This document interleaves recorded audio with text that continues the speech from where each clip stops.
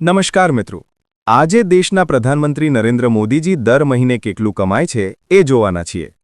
ભારતના પ્રધાનમંત્રી તરીકે નરેન્દ્ર મોદીજી દેશની સૌથી મોટી જવાબદારી સંભાળી રહ્યા છે.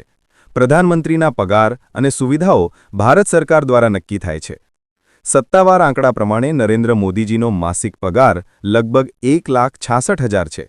આમાં મૂળ પગાર સાથે ભથ્થા પણ શામેલ છે, જેમ કે ઘર ભાડું, પ્રવાસ અને બીજા અન્ય ભથ્થા.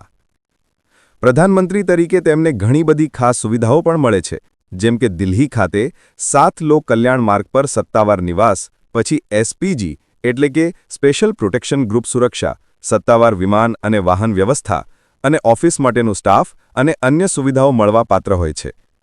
ખાસ વાત એ છે કે મોદીજીએ પોતાનું મોટાભાગનું જીવન સાદગીપૂર્વક જીવ્યું છે.